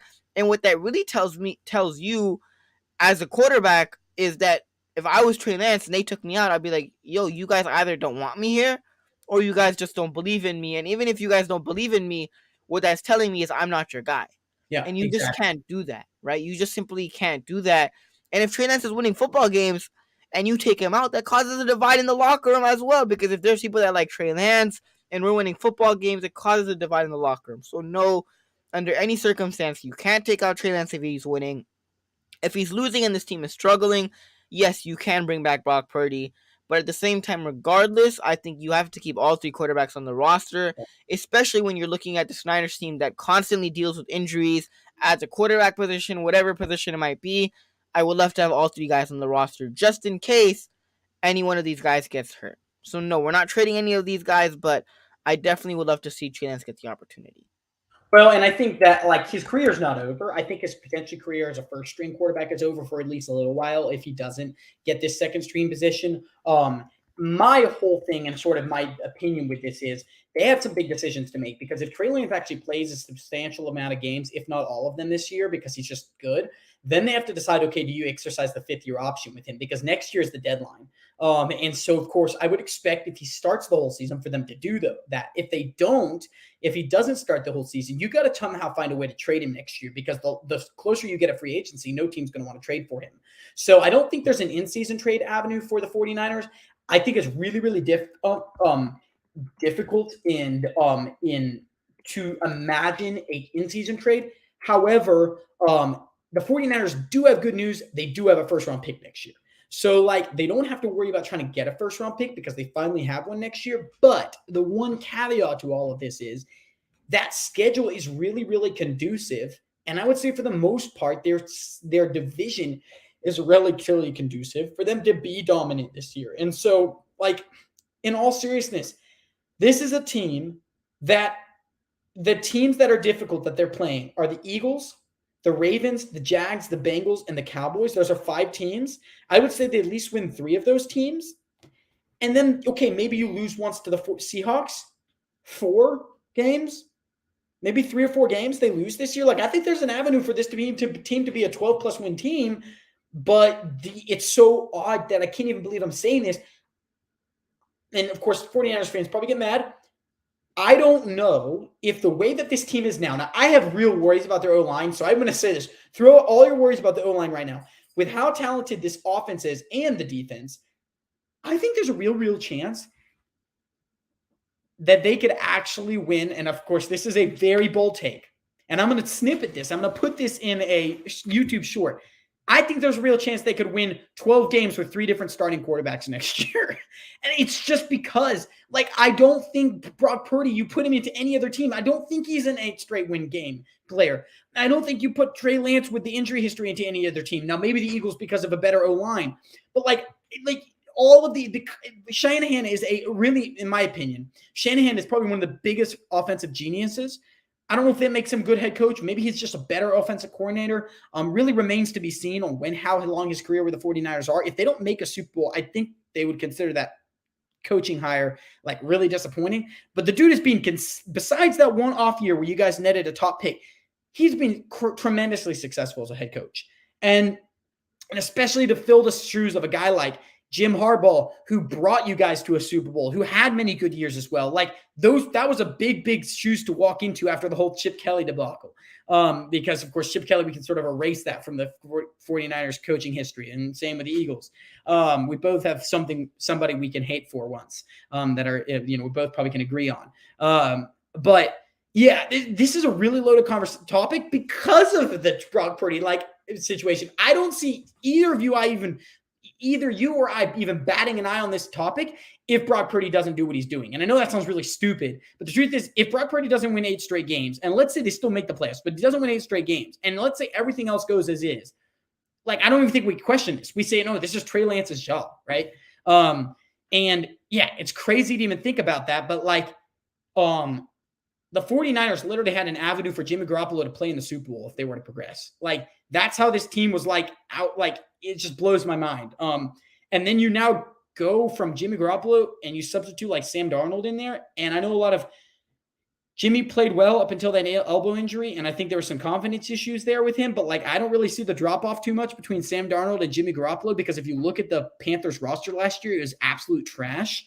And so you can't blame his struggles on the Panthers. He went from the Jets to the Panthers. That's just bad to bad. There's no upgrade there. And then you go from the Panthers to the 49ers, an offensive mastermind, great offensive weapons with Deebo Samuel, with George Kittle, with Brandon Ayuk.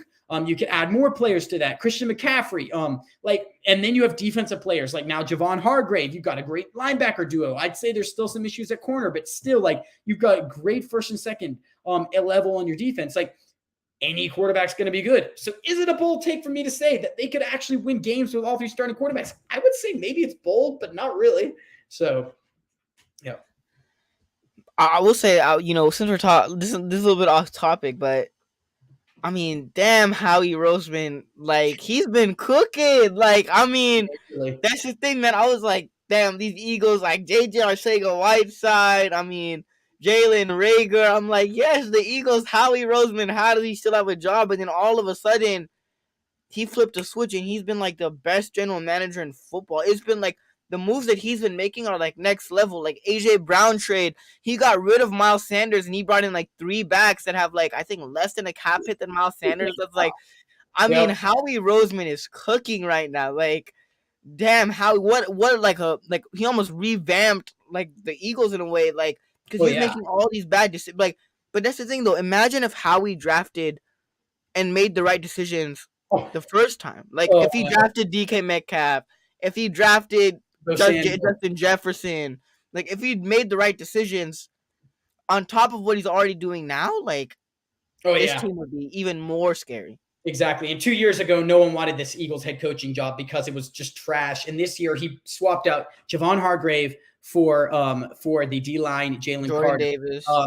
Jordan Davis he's also got. He then swapped out, you look at all the moves, the only move he hasn't really totally fixed is safety right now, but of course, we have the cap space to make a move for a guy like Budda Baker if we really want him. I know this is really off topic, so I don't want to go too much on this, but Howie has truly redeemed himself. My brother, Doty, who's been on Benjamin's show a few times, I believe, he was always pro Howie Roseman. I was ready to literally kick Howie Roseman's butt out of town after he passed up on some players 2-3 years ago. But then the last 2 years, he's had a phenomenal draft and phenomenal offseason. And of course, it showed by us going to the playoffs last year. So I can't complain. But I think this is a good segue to talk about careers. Will Aaron Rodgers, this is topic number 6, unless you have any other things to talk about on this Trey Lance topic. I forgot to answer the question, but to sum this up really quickly, I don't think his career is over. I think another team would take a chance on him. But if Trey Lance in this whole scenario doesn't work out and he's not winning games, and Brock Purdy comes in and he's winning games, and we have a successful run with Brock Purdy and Trey Lance doesn't see the field again, I think Trey Lance's career with the 49ers comes to an end, but I don't think his NFL career comes to an Yeah. end. I think there's too much potential right there. But Just I from think there's too much potential where teams would still be willing to say, "Hey, let's take a flyer on Trey Lance." he has played so little games when you get Yeah, his like NFL and college career together, it's like, oh my word, this dude's hardly played any football. And like, okay, that could be bad, but that also could be good. And I think you could look at a few quarterbacks who have sort of had like a resurrected career. Um, you know, there's an avenue for him to actually be a good team player with a good team. Is it crazy to even think that Mike McDaniels potentially takes a flyer on Trey Lance if the whole experiment with Tua doesn't work out this year? And that's sort of I'm gonna focus that on the last topic. But moving into topic 6, will Aaron Rodgers succeed in this stacked AFC? I'll kick this off by saying that I realize they have just retooled his contract. This happened a little bit ago, not recently, I think over a month ago. But Joe Douglas sort of came out and said, look, currently he is counting on the Jets salary cap for $1.215 million this year. So crazy little. He's scheduled for $107.46 million in 2024. I can, in a world where their cap space, I believe, is 120 million. Like, my gosh, now 50 million, 8 million of that is fully guaranteed with a 50,000 workout bonus. So yes, he's not actually getting all 107.65 million, but they have sort of thrown all their chips into this because I think there's a real avenue he retires at the end of this year. Maybe he comes back for another year if they can somehow work out like a 1 or 2 year contract next year for him. Their schedule is so bad, and I talked about this 2 weeks ago, but their schedule is so bad. They play the Bills, the Cowboys, the Chiefs, and the Eagles for the first 6 weeks. Schedule doesn't get any easier weeks 7 through 17 with difficult matchups against the Dolphins twice, the Bills, and the Chargers. Okay, on the flip side, though, this is a really talented offense. They have guys like, Breece Hall, obviously Aaron Rodgers, Garrett Wilson, Alan Lazard, Corey Davis, Mecole Hardman, Tyler Conklin, CJ Uzomah, plenty of talent on this offense, something he didn't really have the last couple of years in Green Bay. On the O-line, yeah, there's some concerns about Elijah Vera Tucker, and of course they've got a new center in Joe Tippin. I would say that's probably the biggest concern on their offense. Their defense has stars like Sauce Gardner, Carl Lawson, Quinnen Williams, CJ Mosley. There's good guys. The question that I have for you, along with this, will Aaron Rodgers succeed? Will we see a Matthew Stafford of not last year? Will we see a Matthew Stafford of 2021-22 season? Or will we see the Russell Wilson scenario? Because the truth is, this division, really, you could argue that is as difficult as the Broncos. You've got the Bills, tough team. You've got the Dolphins, potentially from a roster talent, maybe the most talented roster. Maybe not, I don't know if about the NFL, but maybe. Definitely very talented roster. And then you've got like the New England Patriots who, like, it's Bill Belichick. He's a legendary coach. Like, you could see them make moves and they could actually be very good. So, like, I'd argue that this division is maybe harder just because you've got 3 good teams, whereas in the Broncos division, you've got like 3 good teams, but that 4th team is pretty bad. Whereas the 4th team in the Jets division is at least still serviceable. I mean, I'm sorry, the Raiders are a dumpster fire. And so my question for you is this: Do you think Aaron Rodgers will succeed? I would probably look at this as a 1-year thing in New York, at least for right now.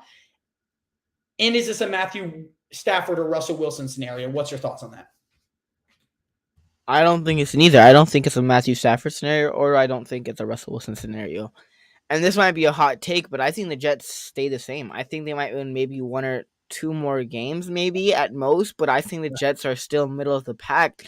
And it's not necessarily, obvious, not because they're not a talented team. It's just that this AFC is so darn stacked. Like, let's hypothetically look at this, right? I would say 3 teams that I would say are locked for the playoffs are the Bengals. I would say the Bills. I would say are locked for the playoffs most likely. I think the Bills with Josh Allen, especially the way that they lost last year, I think they're coming out for, some sort of vengeance or revenge. So I think they're probably going to make a playoff spot. And then the Kansas City Chiefs. I mean, the Kansas City Chiefs, they have a playoff spot locked in pretty much every year. As long as you have Patrick Mahomes and he's healthy, I think the Chiefs make it to the playoffs every single year, no matter what the circumstance is. And let's look at the other teams that are competing for a playoff spot. I don't even think the Jets are favored in their own division to win the AFC East, right? But let's look at other teams that have a chance of making it. The Broncos, right, with Sean Payton, the Chargers, Obviously, the Ravens. A sleeper team, I would say, are the Browns with Deshaun Watson. I don't think it's likely, but who knows if Deshaun Watson can come back and play Houston ball like the way that he did in Houston. Yeah. That team could definitely be better. I mean, there's so many teams out there that are fighting for a playoff spot. And another team, even in that own division, is the Miami Dolphins. And Miami arguably has the most talented team in football. And they're even having talks with Dalvin Cook as we speak. But let's say Yeah. you add Dalvin Cook, the biggest issue with this Miami team is Tua's just so inconsistent. But if Tua can, and he's not always healthy and he's not always available, but if Tua can stay healthy and he could play like the way that he played in the beginning of the year last year, Yeah.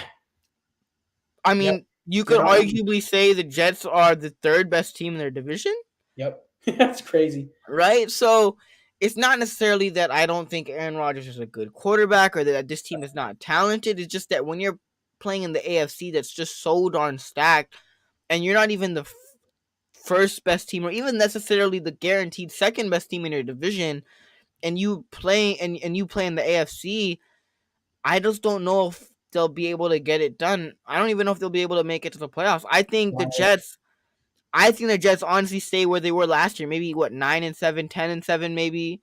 Maybe if they win 11-6, 10-7, maybe even 8-9, 9-8. But I just don't think the Jets have a Matthew Stafford year. I also don't think it's going to be as bad as Russell Wilson. Because if you really technically think about it, if you were able to win games last year without Aaron Rodgers, adding Aaron Rodgers only makes your team better, right? Exactly. And if it's not better to a certain extent, it can't get that much worse with Aaron Rodgers, Exactly. And right? I So I think it can't get that much worse with Aaron Rodgers, who's a much better quarterback than you had last year. So yeah. I think this team honestly stays the same, maybe one or two more wins, but I think this team stays the same. But the only issue that I have is that when you're playing such a stacked, conference, Yeah. I can't necessarily put a stamp on 35 plus year old Aaron Rodgers and his Jets team making it to the playoffs or even winning their division. Yeah. So And that's a very, very good take. This is a really tough one. I don't really think we'll really know the full answer behind it, of course, until we get closer to the season, because so much could change. The health of Breece Hall is a question. The health of so many players are a question, not on just that roster, but throughout the AFC. I would really argue and say that you're right in saying that, they're definitely not the best team. They may not even be the second best team in their division. It's really tough. I think for the Jets, the way they looked at it, look, you got a $1.25 million cap hit this year. You can spread that $54 million of guaranteed money. Yes, it's guaranteed, but you could spread over 2 or 3 years if you agree to a restructured contract. That means he could come back next year, or he could retire, and you could just go into the draft next year, maybe potentially vying for a guy like Caleb Williams as the number one quarterback. I know it's crazy to think that, but this is a stacked team potentially for the future if they can keep the right quarterbacks. Keep the right players. I'm not sold on their coach. I love Salah, but I think that Salah is, he's a defensive guy, and we've seen defensive coaches in the playoffs, just not a good can I history. can I ask you a question though about Robert Saleh real quick? Yeah. Is that what I felt like with Robert Saleh, especially him being a Niners guy? I thought Robert Saleh would have the same impact on the Jets that Dan Campbell had on the Lions. And not necessarily wins wise, but just the way that they are as people and just how, Yes. you see them getting hyped up on the sideline Yeah. and they bring that energy Yeah. and players are willing to run through a brick wall for both of those guys, Yeah. right? And Robert Saleh, definitely the Jets have been better under Robert Yeah. Saleh. But the fact that I thought Robert Saleh would have with the Jets is what Dan Campbell has really with the Lions. When you Yeah. look at what Dan Campbell and what he does, and Dan Campbell isn't an X's and O's guy. He's not a Kyle Yeah. Shanahan or Mike LaFleur or Matt LaFleur or those guys. But what he really does well is that he's a leader. He knows how to get the best out of his players. And all the players that play under Dan Campbell really, really respect him, not only as a person, but also as a coach. And that's what Dan Campbell brings. And I'm not saying that's not the same for Robert Saleh, but, Robert Saleh, when he was on the Niners, you saw, him high-fiving guys. His Yeah. headset would fall off. Like, you saw him bring that energy. And I'm not saying he doesn't bring that energy with the Jets, but when I see a guy like Dan Campbell doing what he's doing, and I see Robert Saleh, I'm like, okay, I thought that's what you were going to be. I thought you were going to be that Dan Campbell guy. And I'm not saying that he isn't, Yeah. but I just don't necessarily see as much enthusiasm or guys necessarily really gravitating as much towards Robert Saleh as they do to Dan Campbell. And I think you're right on that. It's really interesting.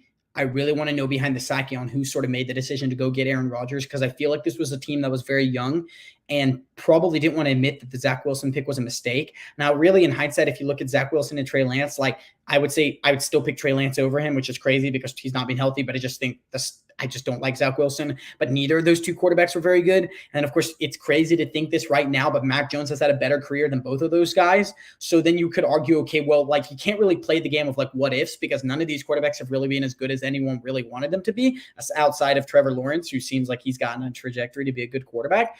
But I think it's a really good way to segue into this next topic, because I think the reality is this: are they even going to make the playoffs? And so I think unless you're done with this topic, let's go into the last topic of this show. If you're good with that, and we'll talk about a Spitfire on topic number 7, which is AFC and NFC playoff team predictions. And I will say this, we'll try to do this in about 5 minutes. We're going to look at basically, I'm going to predict the AFC and you're going to predict the NFC. Let's discuss what that looks like for the NFL. And yeah, give me your last thoughts on the Aaron Rodgers stuff if you have any. Otherwise, I'll let you go first on who do you have as the number 1 seed in the NFC, and we'll see if it's a shocker. The San Francisco 49ers. Oh! I mean, no, it's not. See, that's the thing. It's just because we have an easy schedule this year. Whereas if I look at like a team like the Eagles, you have a tough stretch. You have a couple of games where you're playing, I think, the Chiefs, the Bills, the Niners.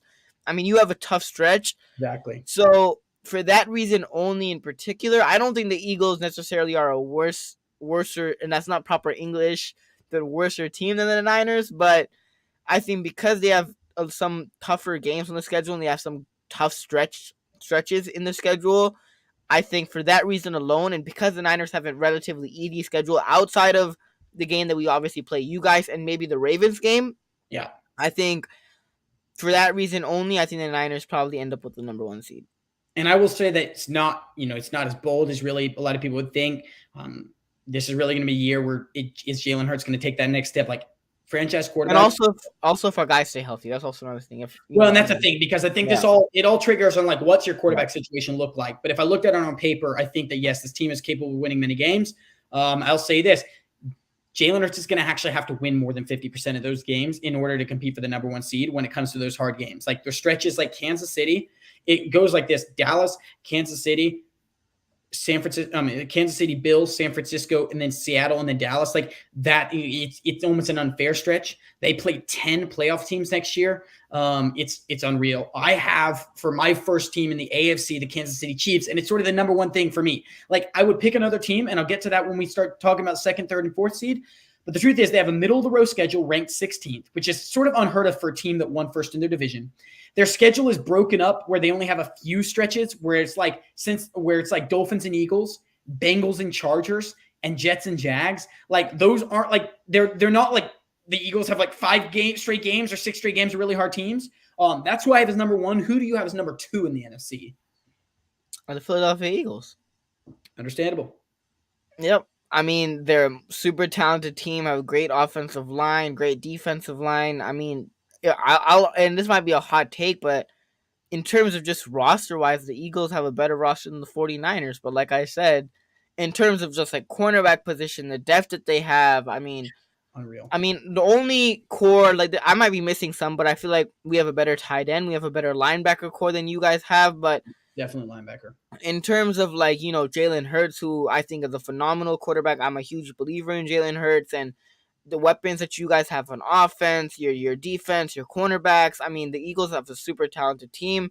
The only reason, like I said, they're not first is because they have a tough stretch in the schedule where you're playing a couple of tough teams. And funny thing about Kansas City is like, if Kansas City had the same stretch, that's how much I believe in Patrick Mahomes, or I'd be like, we got this in the bag. Like, I'm not even worried. Exactly. Bills, Cowboys, like, that's just Mahomes. Like, that's the Mahomes exactly. Effect. And I think that you could, look, if Hurts comes out and he has a good season, then I think next year we'll be talking about this very same thing. Like, okay, well, this is a bag, but this is a good example. Like, I have all the faith in Hurts, but he's got to win more than 50% of those games for him to take that next step. Like, for me, and it's probably biased, and I know this is not part of this topic, but for me, it's biased. I think it's Patrick Mahomes tier 1, and I think Jalen Hurts is tier 2. And I think you could probably throw Josh Allen in there, Joe Burrow as your tier 2. And then I would argue that Herbert and Lamar Jackson. Only reason why Lamar is because he's not being healthy the last 2 years. Like I argue that they're sort of tier 3. But like No, I agree with that. I agree with that 1,000%. I put Jalen Hurts in tier 2 just because he's not got the rings that Mahomes has. But in order for him to be even considered potentially even like tier 1A or 1B, like he's got to win more than 50% of those games. So for me, the number 2 seed for the AFC is the Cincinnati Bengals. And this is because they've got a higher powered offense with Chase Higgins and Mixon. They've got a retooled defense, which was a big question with drafting Myles Murphy, who I believe was a steal at that pick that they got him. It was sort of similar to that Nolan Smith pick. Like those guys were guys who a lot of people expected to go in the top 15. They slipped out of the top 15. They slipped out of the top 20. They went late in the first round. Myles Murphy was a great pick out of Clemson. Then they went out and they got fringe first-round players, especially DJ Turner and Jordan Battle. So their first 3 picks were all defensive players. They sort of answered a lot of questions. They had defensive back questions. They got those defensive backs. There's still a lot of defensive backs on the market. Like guys like Marcus Peters are still somehow free agents. Like the Bengals have an opportunity to sign these guys to veteran, like 1-year deals, like the Eagles did with James Bradbury last year. Of course, they still have him, but like there is talent in the NFL right now. The fact that they could literally go out and sign a guy like Ngakoue, Jadeveon Clowney, like the fact that there are still like the pass rushers like that, I think to me, Cincinnati's a lock at 2 and potentially a real lock at fighting for that number 1 seed if they can go out and maybe strengthen their defense up a little bit more. I'm going to go with number 3. I've got the Buffalo Bills. So for me, I would take Miami here if the strength of schedule wasn't so brutal for Miami because they've got the number 1 in the AFC, but the second hardest strength of schedule in the entire of the NFL. And I also think that Tua's health is a real question here. To me, Miami has a much better roster, but Tua's health is the handicap. And so for me, the Bills' D-line is stacked. You've got Ed Oliver, Von Miller. Ed Oliver just recently signed an extension. Leonard Floyd, Matt Milano, Tre'Davious White, Jordan Poyer, like that defense is really good. And then they went out and they're like, oh, by the way, Stephon Diggs, that's not enough. Dalton Kincaid is a guy that I like. I think he's going to be huge for the Bills. I think it could very well be like one of the best tight end quarterback situations for which is something they sorely lacked last year, even though, you could argue that they did have a good tight end, but they now have potentially a great tight end.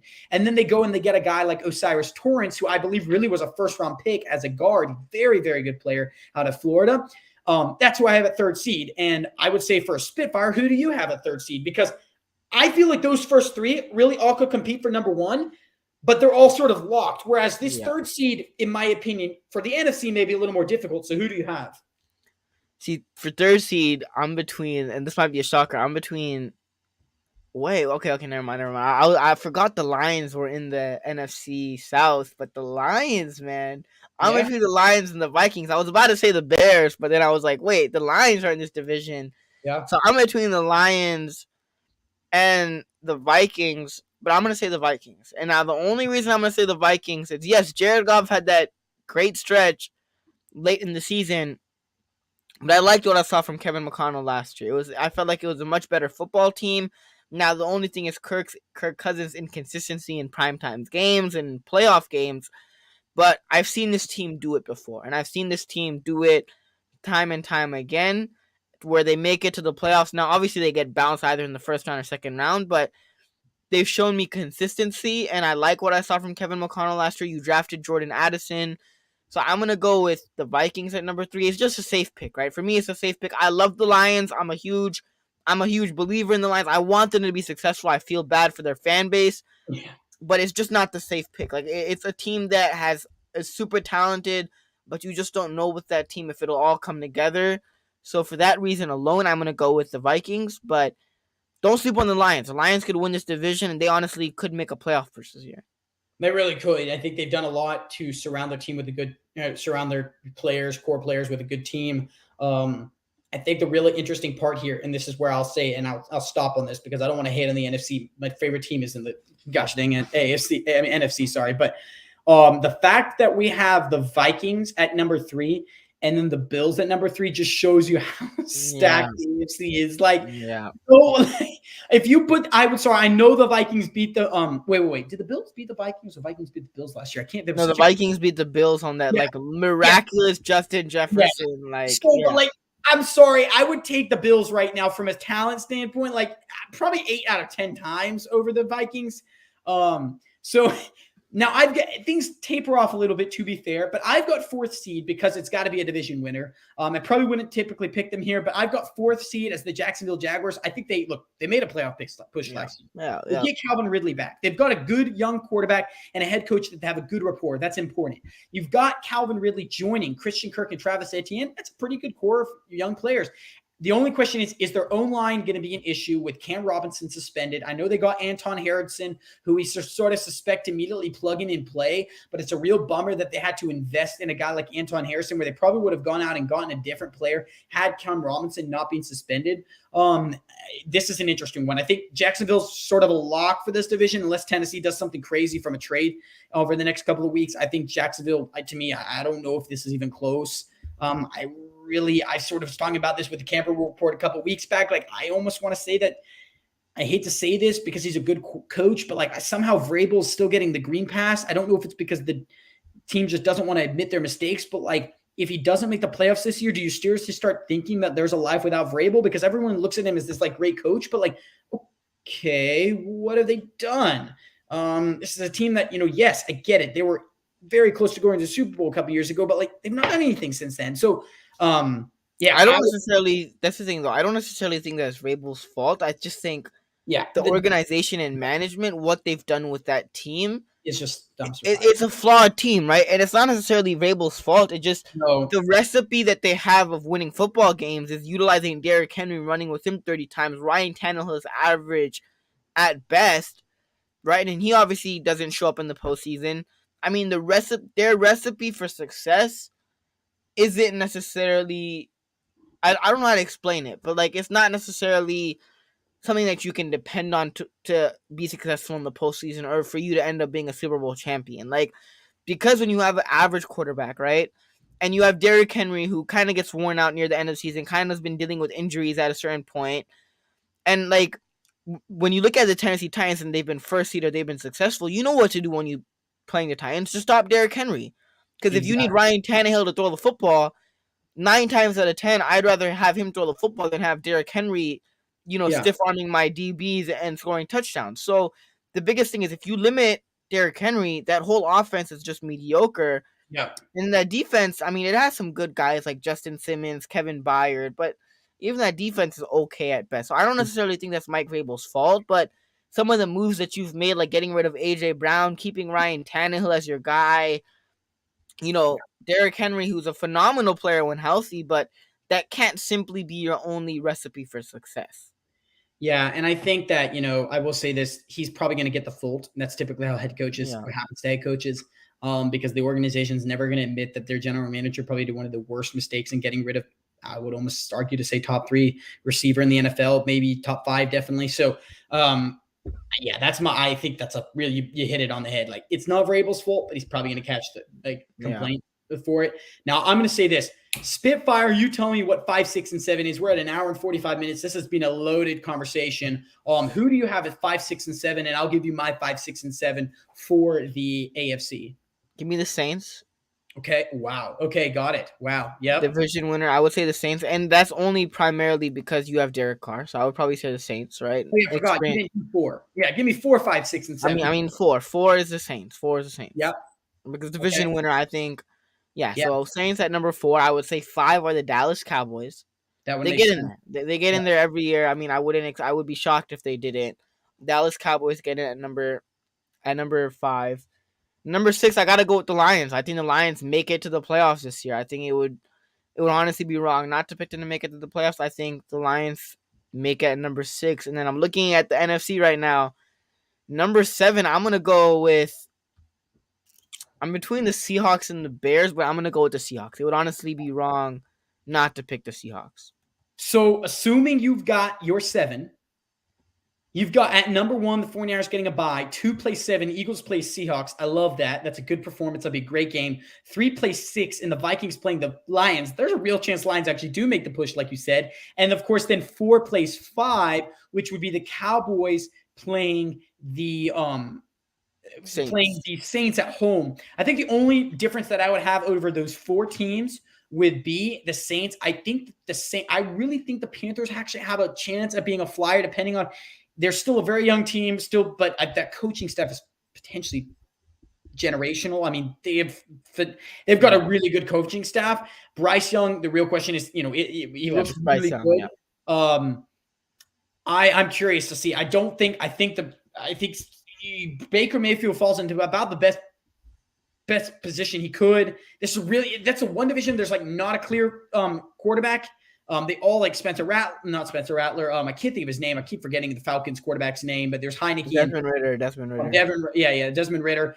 There's not really a guy who stands out there as the best quarterback. I would probably say right now as we speak, maybe Derek Carr's the best quarterback. Then I probably would arguably say which is Bryce Young, which is crazy because he's not even played an NFL snap. I think that's my only difference there with those teams.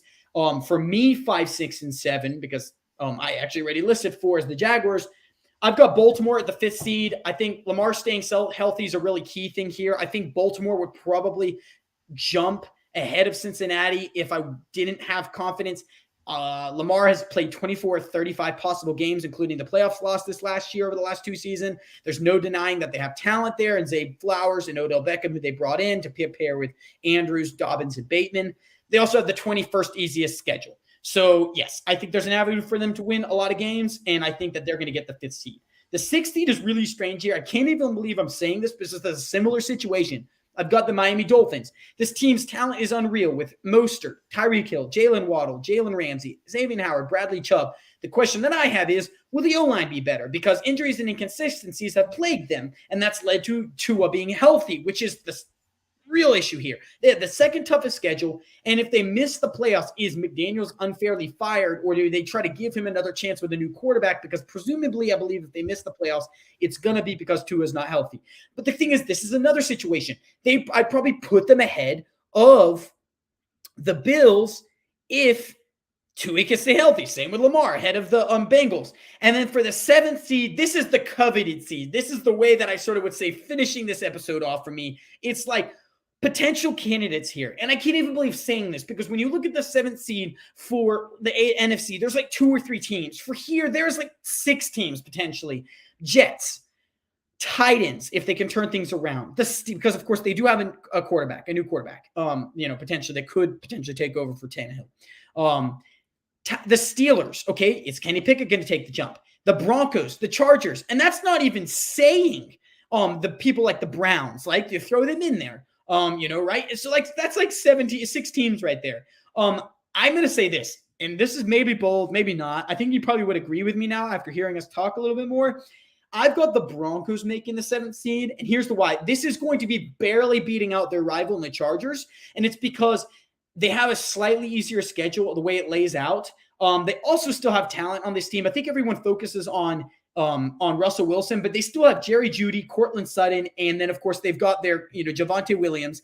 It's a good group of players. And then on defense, they still have guys like Justin Simmons and at the safety, and then Pat Surtain the third or whatever at corner. I don't like the Chargers, and the reason why is because I think Brandon Staley sucks, and I think he's going to be fired after this year. I think he's holding back Justin Herbert. I think he's made some really questionable calls. I think if it was any other organization, they would have fired him by now. He should have been fired by now. Yeah, he should have been fired. Oh, my goodness. The fact that you're competing with the Raiders for a playoff spot 2 years ago, that's a wait, or is it this year? It was 2 years ago where he was competing against the Raiders. The fact that you were competing against the Raiders, and then last year, 20-something lead blown. Yeah, that's my thing on them. I've said this before. I sort of said it the same thing. I think McConnell gets fired if the Vikings fail to go far in the playoffs this year. It's the same thing with Brandon Staley for me. Those probably the 2 hottest seats for the NFL right now. I have the Broncos simply because they brought in Sean Payton. I think things are going to change. He's already taken a lot of responsibility out of Russell Wilson's hands, which I think needed to happen because he's not God. He's a good quarterback, but he was pretty much running that team last year. I think this is now going to be, you've got a very experienced coach. I'm not high on the Broncos, and quite frankly, I could see them being one and done because this AFC is so stacked and because they would arguably be playing the Bengals for their first game, and that's not fair for anybody. But yeah, that's my opinion on 5, 6, and 7. You've got, I think you could alternate Miami and Ravens between 5 and 6. Yep. And I think then 7, I don't think the Broncos are a lock, but I think they're the most likely right now unless there's any trades. Yep. That sounds valid. So, No disagreements there. well, this has been really fun. This has been an hour and 15 minutes of just straight sports talk with a ton of topics talked here. We've gone from NBA to NFL. To put in perspective, if the playoffs ended today, Amin's team, we already laid it out. So the AFC, you would have the Chiefs as a bye. Not surprised there. You'd have the Broncos and the Bengals second seed. You've got the first seed, the third seed and the sixth seed, which would be right now the Bills playing the Dolphins. That would be also really, really cool. And then 4 versus 5, you've got the Jaguars playing the Ravens. That would be probably the oddest one because I like the Jaguars, but I also am like the Ravens have, I don't know, that would be a really weird game. You've got like 2 good quarterbacks, potentially great quarterbacks. All of those would be really, really, I would be very intrigued to see the Dolphins play the Bills. I think that would be pretty cool, 3rd and 6. I know they played last year. That was a really close game. I can't believe I'm saying this because they were playing with Skylar Thompson. And yeah, then it's like, oh my gosh, do we see a repeat where the top 4 teams are the Bengals, the Chiefs in no order, but the Bengals, the Chiefs, the Bills, and the Jaguars? That would be really wild, but very possible the same 4 teams repeat. So yeah, that's all I have for you. Thanks again so much for tuning in. Again, guys, you can catch this episode on YouTube and Twitter, The Long John Podcast. Twitter's The Long John Pod. Check me out on all my socials, Instagram, YouTube, and TikTok at The Long John Podcast, Twitter at The Long John Pod. You can find these 2 episodes for right now for the you can find them after this show airs on Apple Podcasts and Spotify at The Long John Podcast. Thank you, Amin, for being a guest on the show. Pleasure. And it's been a joy. Check out Amin's social media. It's Amin The Dream 13 on Twitter. And then it's just Amin The Dream on YouTube, if I got that correct. Yep. And yeah, I really appreciate you being a guest. It's been a fun almost 2 hours talking about sports. And until next time, guys, I want to wish everyone a big thank you for your guys' support. And we are going to come at you again in 2 weeks. I'm going to come at you with some really, really good quality content. And I'm really excited to announce that, yes, a lot of clips are going to be made from this show. So check it out. And until next time, guys, it's been your host, Joseph Camperman.